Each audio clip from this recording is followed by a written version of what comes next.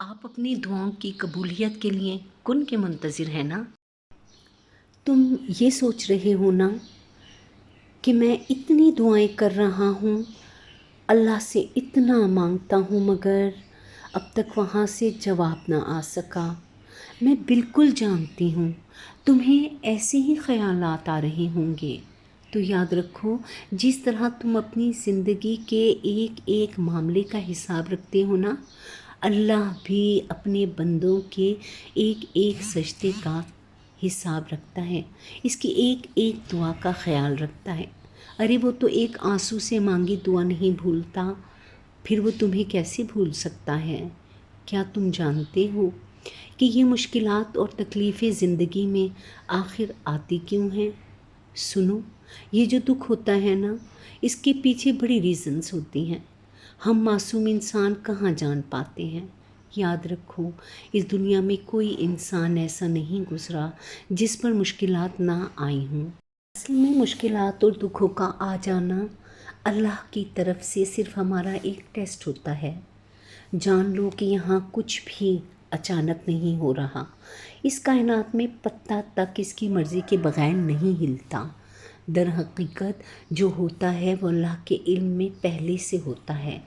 अल्लाह पाक कुरान पाक में फ़रमाता है इन दुखी दिलों से कि तुम्हें ये मुश्किल तो नज़र आएगा, लेकिन ये आसानी से जुड़ा है, ताकि तुम अफसोस न करो इन चीज़ों का जो तुमसे छूट जाती हैं या छिन जाती हैं। कोई मौका था, हाथ से निकल गया। कोई दौलत थी, हाथ से निकल गई। कोई तुम्हारी मनपसंद चीज़ थी जिसको तुम बहुत ज़रूरी समझते थे, हाथ से निकल गई। सुनो, मेरा अल्लाह कुरान पाक में ख़ुद तुमसे फरमा रहा है कि जो चीज़ तुम्हारे हाथ से निकल जाए ना, इस पर हरगिज़ गम ना करो। क्यों? अगर तुम अफसोस करोगे तो इसका मतलब है कि तुम्हें अल्लाह पर यकीन नहीं। अल्लाह ने तुम्हारी किस्मत और तुम्हारी तकदीर में तुम्हारी चाहत से कहीं बढ़कर लिखा है। और अगर तुम ये गुमान करते हो ना कि मुश्किलात आखिर मेरे साथ ही क्यों, तो ज़िंदगी में मुश्किलात की हमेशा एक्सपायरी डेट होती है।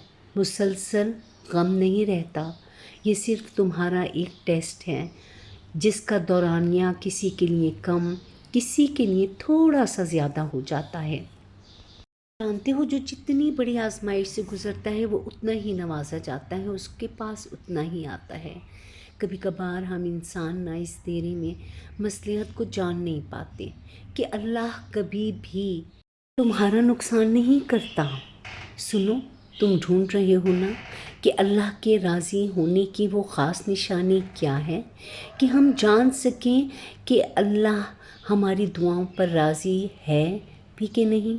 सबसे पहले हमेशा ये बात तो याद रखना, अल्लाह जिस इंसान से राज़ी ना होना, अल्लाह तो वो उसे ख़ुद से दूर कर देता है। वो उसे तौफ़ीक ही नहीं देता, वो उसे बेसुकून कर देता है।